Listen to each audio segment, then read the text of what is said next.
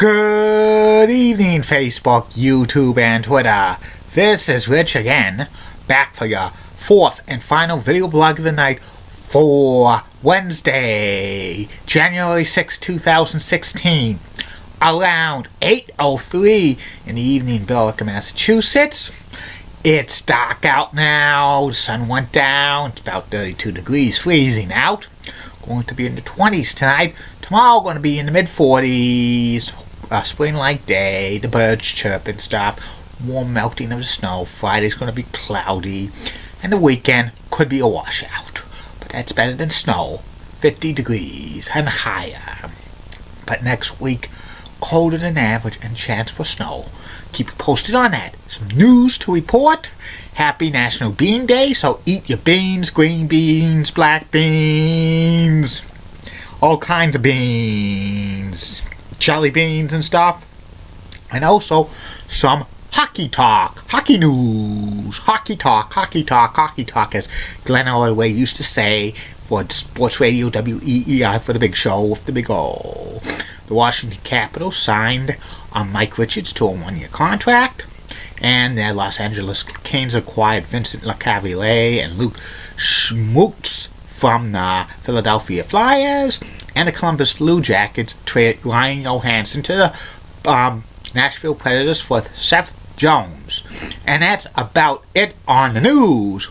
My fourth and final video blog subject of the day is about the results of the 2016 Baseball Hall of Fame class. Today, 440 of baseball's writers who vote for the Hall of Fame ballots were cast, and the results are in. And two players were elected. First one was Ken Griffey Jr., his first year of eligibility outfielder who's played his most of his career with the Seattle Mariners. He was named to 99.3% of the votes, highest vote total ever, and only 3 voters did not put Ken Griffey Jr. on the ballot. What were they smoking? What were they thinking? What were they drinking and stuff? Could be anything. And Mike Piazza, who was a catcher for the New York Mets and LA Dodgers, best hitting catcher of all time. He got named to 83% of the votes pretty easily, 4th time on the ballot. They'll be part of Cooperstown in 2016 in July. And here are the other players on the ballot who missed it. Missed the 75% of the vote. Third place was Jeff Bagwell, 6th year of eligibility. He was a power-hitting first baseman for the Astros, 71.6% of the vote. He's kind of a little bit suspicious with PEDs, along with Mike Piazza, who got voted in today, but Bagwell will probably get voted in next year, 75% easily. Next one, 4th place, was Tim Raines, 9th time on the ballot. He was an outfielder, speedy outfielder, National League version of Ricky Henderson in the 80s. He played majority of his career with the Expos, 69.8% of the votes. He's probably going to get voted in next year on the 10th and final time. Next one on this list, Trevor Hoffman, who was a closer for the Padres most of his career. First time on the ballot, 67.3% of the vote. Might be tough for him to get on to be voted in next year and stuff, but he'll eventually get voted in, maybe the 3rd or 4th year. The next one on this list, pitcher Curt Schilling, who had a dominant postseason for the Phillies and the Diamondbacks and the Red Sox. Named to 52.3% of the votes. He climbed over 50%. That's pretty good. Curt Schilling probably will have good momentum and stuff. 4th time he's on the ballot. 6 more tries. I think he'll make it. And here's a big jump. Roger Clemens, pitcher, 7-time Cy Young Award winner, 45.2% of the votes. And Barry Bonds, the all-time home run king in Major League history, 44.3% of the votes. 4th time both Clemens and Bonds are on the ballot, and this is a kind of a milestone for them. They've cleared the 40% mark.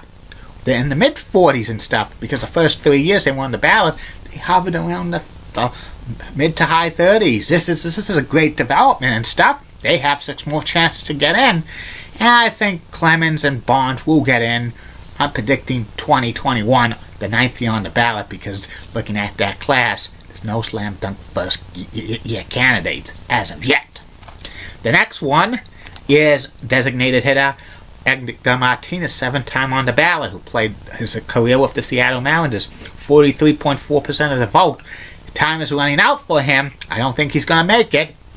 Another candidate for the 3rd year on the ballot was Mike Mussina, who won 270 games pitching his entire career in the American League East for the Orioles and the Yankees. He made most of his starts at Oriole Park at Camden Yards, Yankee Stadium, and Fenway Park.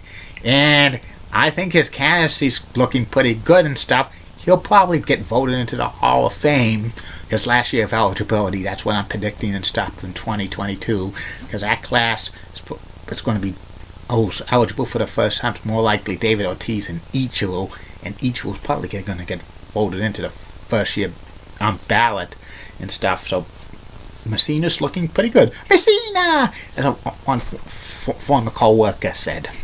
Next one is Alan Trammell, who was shortstop for the Detroit Tigers, 15th and final year of eligibility. Was grandfathered in when they reduced it from 15 to 10, but he was still on the ballot until he was grandfathered in. Only 40.9% of the vote. He's not going to get voted in by the baseball writers. His candidacy is going to go to the Veterans Committee. Such a shame, because Alan Trammell was a great shortstop, one of the best in the 80s and stuff, overshadowed by Ripken and Ozzie Smith and Barry Larkin. All 3 are Hall of Famers. Alan Trammell might be by the Veterans Committee. Next one is Lee Arthur Smith, 14th time on the ballot, a closer who saved 478 games for the Cubs and the Red Sox and the Cardinals, among others. 34.1% of the vote. He ain't gonna get in. Last year eligibility. He's the last player to have all 15 years on the ballot. And the next player is Fred McGriff, the crime dog, who played close to 20 seasons in the bigs with the Blue Jays and the Braves and the Padres, among others. He was a slugging first baseman, 493 career home runs. He was never, name wasn't mentioned in PEDs, but he got very overshadowed. 20.9% of the vote, 7th time he's on the ballot. He ain't gonna get in, and it's such a shame and disappointing. He has the same career home run total as Baseball Hall of Famer Lou Gehrig. The next one is Jeff Kent, who's 3rd time on the ballot. One of the best power hitting second basemen of all time. Has over 300 home runs. Most home runs by a second baseman. 2000 National League Most Valuable Player. 16.6% of the votes. Very, very disappointing total. It's unacceptable. And he might never have a shot to be voted in by the sports writers.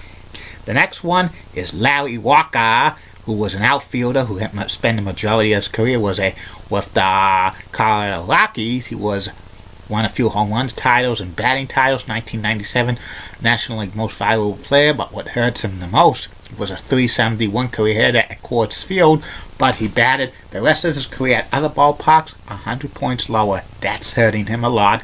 He only got 15.5% of the votes. 6 times on the ballot, times running out for him. He's not going to get voted in. But there's another player on this list whose time's up. It's first baseman Mark McGwire, who the 10th and final time on the ballot, having over 500 career home runs, part of that 1999 home run race with Sammy Sosa, but we knew it's now fraudulent because Mark McGwire admitted he uses PEDs and stuff. Such sadness. Only 12.3% of the vote he got. His case has been turned over to Veterans Committee. He might get in by them if he did not do steroids and stuff. Could have had kind of like a Harmon Killebrew type career and stuff, which he probably would have been voted in by the writers at some point, but that's not going to happen. Next one on this list is Gary Sheffield, who was an outfielder, first baseman for many teams and stuff, over 500 home runs and stuff. Only 11.6% of the vote. that he's linked to PEDs and stuff. Second time on the ballot. No shot he'll get voted in by the writers. He has 8 more chances. There's not going to be a big bump for him anytime soon. Next one on the ballot, who didn't get voted in, is Billy Wagner, who got 10.5% of the vote. He was a relief pitcher, over 400 career saves, over 1,000 strikeouts by a relief pitcher, which is pretty good. It's a little bit disappointing that he only got 10.5% of the vote. I thought he could have probably maybe gotten at least 20 to 25% because of an awesome strikeout total for a relief pitcher. But we'll wait and see. He has 9 more chances to see if he can move up. And the last one on this list who got necessarily 5% of the vote to stay on is Sammy Say It Ain't Sosa, only 7% of the vote. He's still hanging on by a thread. 4th time he's eligible for the Hall of Fame. He has 6 more chances, but I think number 5's probably going to be the last time he's on the ballot by the writers, because I think he could probably be dropping out next year. And some of the notable players who did not get the necessary 5% of the vote to stay on the ballot was outfielder Jim Edmonds, who only got 2.5% of the votes, which was very, very disappointing and shocking, because I thought Edmonds made it probably at least got 5% of the vote and stuff. He had a decent career and stuff as a player, but I don't think it was worthy of Hall of Fame. But he should have at least got a couple of considerations and stuff. Nomar Garcia-Pella, shortstop, only 1.8% of the votes. And David Eckstein and Garrett Anderson got a few votes. And players on the ballot who did not get one single vote was Mike Hampton and Mike Lowell. Surprising, Mike Lowell did not get a vote or 2 and stuff. I thought he would get one from Red Sox Nation for some of the writers and stuff because of him winning the MVP. And future candidates who are coming up on the ballot for the first time in 2017 include Vladimir Guerrero, Ivan Rodriguez, Manny Morales, Jorge Posada, Tim Wakefield, and Jason Varitek, among others. Out of the 6 players mentioned for 2017 Hall of Fame ballot, I think the best chance is probably Irod, but he's suspicious of using steroids. 2018 has Chipper Jones and Jim Thome and Omar Vizquel up for Hall of Fame elections for the first time. Chipper Jones and Jim Thome will get into the Hall of Fame pretty easily on the first ballot. 2019, Mariano Rivera and Roy Halladay and Lance Berkman are the top candidates. Well, Mariano Rivera probably get in pretty easily stuff, but it's iffy at best for Halladay, and Lance Berkman has no shot. And 2020, Derek Jeter is eligible for the first time. He's going to be going in pretty easily. Paul Konerko and Adam Dunn are the top other candidates for that year. They got no shot in hell making the Hall of Fame. 2021 is looking like a weak class. And 2022, to be eligible for the Hall of Fame for the first time, is going to be David Ortiz. He's retiring after this year. And most likely Ichiro, who this probably be his last year and stuff. And next year could be the year for Jeff Bagwell and Tim Raines to get voted into the Hall of Fame, which I think most likely will happen. Maybe Trevor Hoffman might wait to 2018 and so, but I know 2019 and 2020, Mariano Rivera and Derek Jeter will be voted into the Hall of Fame, and for them being some of the greatest players of all time, they probably will go into the Hall of Fame if nobody else on that year. I have that, just to have that feeling, and I wouldn't be surprised if Rivera and Jeter get voted in by 100% of the vote unanimously. Even though they said no Hall of Famers have been voted unanimously, there is a great possibility, I think, Rivera and Jeter might be the first 2. I just have that feeling and stuff. And I really do believe today with like Mike Piazza getting voted into the Hall of Fame, who's suspicious of using PEDs.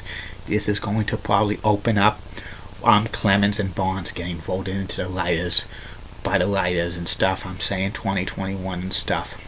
It would be interesting to see what's going to happen with that. It's a few years away, but they could get in a lot sooner if they got the momentum. That's about it on that video blog. That's about it on these video blogs for tonight. Tomorrow, back to the standard 3 video blogs. First video blog will be about the old show on BATV, the Bernie Hoare Live Show, which was a local access program for many years.